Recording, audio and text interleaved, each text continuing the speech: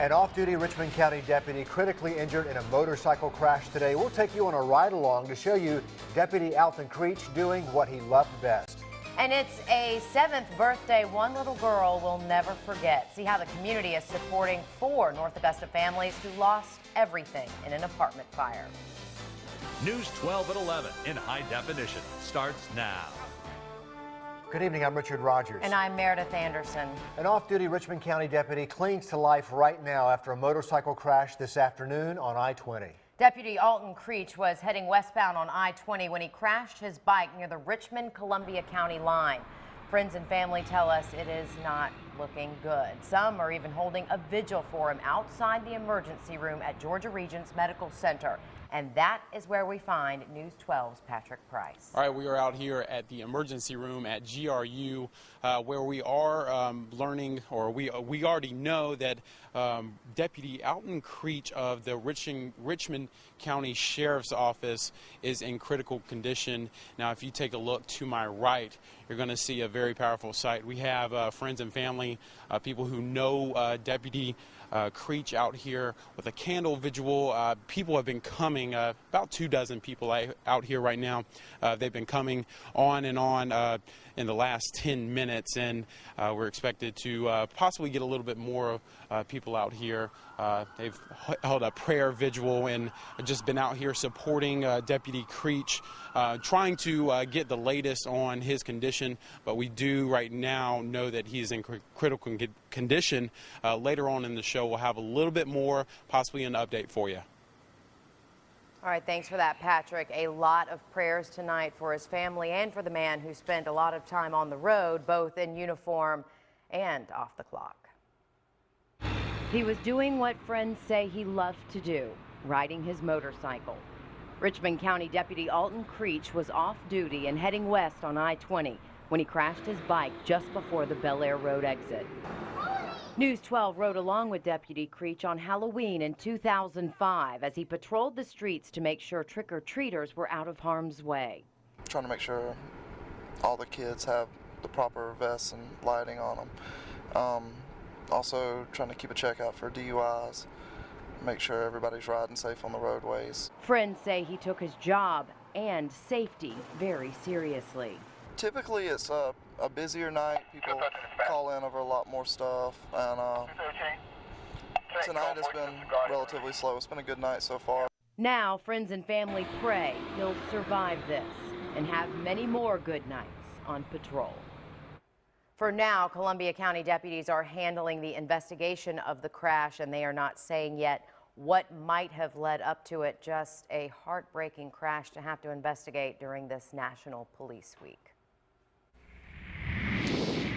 Weather-wise tonight, we're seeing just a few high clouds overhead, but still quiet weather-wise for us. And that's kind of the trend as we go through the overnight hours. Take a look at it. This is a view from along Wheeler Road at I-20. Uneventful weather for us. As far as the sky conditions go, the satellite and radar combined indicating some high-level cloudiness working over the area from some rain activity well out to our west. But those will pass by overnight. But some moisture is out there over parts of central Alabama, moving toward the east. So we'll see the moisture increase a little bit as we head through the day tomorrow, and that could lead to some showers through the late afternoon heat and again over the weekend. Right now, temperatures are hovering into the 60s and 70s across the deep south. It looks like we'll fall off into the upper 50s starting out your day tomorrow, but another warm day is setting up for the two-state region. We're headed back into the upper 80s to near 90. But we're also going to bring back in the decent chance for rain, and that will come over the course of the weekend. We'll show you that in the 7-day forecast coming up a little bit later on.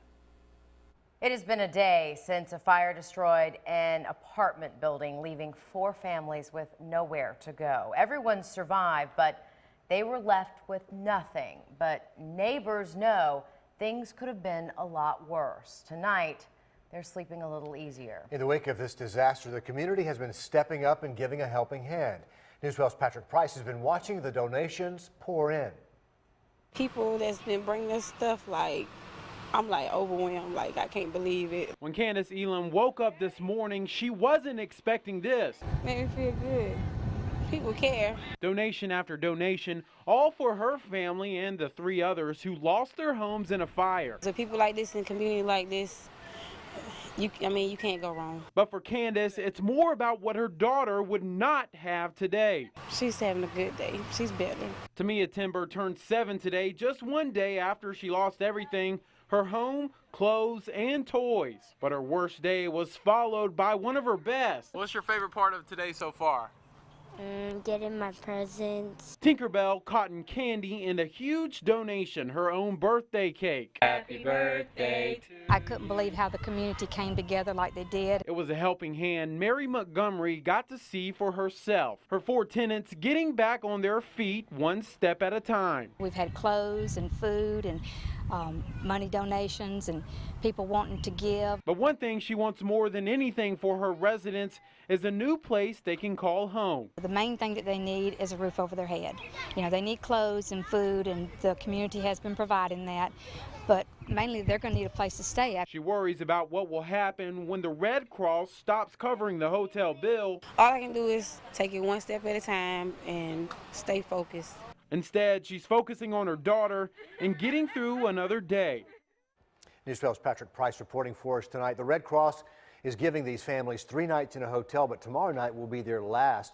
After that, they'll be looking for a place to stay until their apartments can be rebuilt. From the crime team tonight, the suspects in the brutal Riverwalk beating, both behind bars tonight. News 12, the first to report to you that last night that Kevin Richardson had turned himself in at a jail in Indiana. Robbie Moses was arrested in South Carolina last week. The families of the attack victims, Wesley Spires and Ashley Soulsby, were relieved when they heard news of the arrest. Spires remains in the hospital and underwent a 3rd surgery today as Soulsby was able to return to the dancing she loves. Soulsby tells News 12 she thought the crime would go unpunished. Honestly, I thought Wesley and I were just going to be some statistic, that it was just going to be one of those crimes that's sad to hear about, but it wasn't. I don't know. Richardson and Moses are both facing 2 counts of aggravated assault and 2 counts of robbery by force. And soon there will be a boot drive for Wesley Spires to help pay for some of his medical bills. This is being put on by Officer Brandon Rowland and North Augusta Public Safety.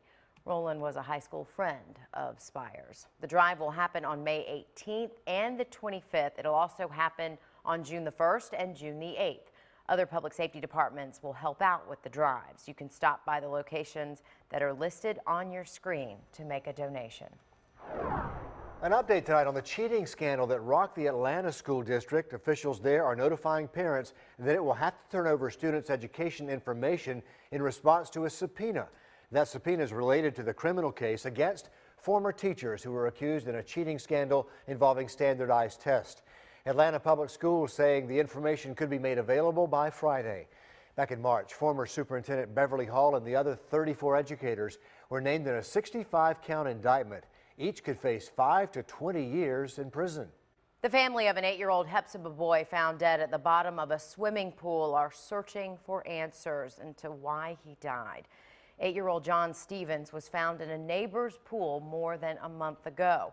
Investigators ruled it an accidental drowning, but now family members tell us they are not so sure. Friends and family of Stevens gathered today for a rally where members of the Southern Christian Leadership Conference vowed to support Jeanette Stevens's, John's mother, who is now calling for a deeper investigation into her son's death. I cry. I want to know why my son is gone, why I can't hold my baby anymore, and why I don't have any answers as of April 13th that my son is not here anymore. Investigators do say the case is officially open until a final autopsy is complete. Both Stevens and the SCLC president went to the Richmond County Sheriff's Office today to see if they could talk to an investigator. They say they'll be meeting with Sheriff Roundtree next week. We're on your side tonight with a boil water advisory in place until at least tomorrow for people who get their water from the Beach Island Rural Community Water District.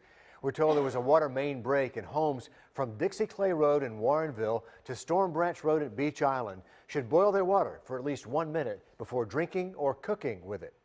A Florida driver had a bit of a rough start this morning after getting into a tug of war with this 9-foot-long alligator outside an airport.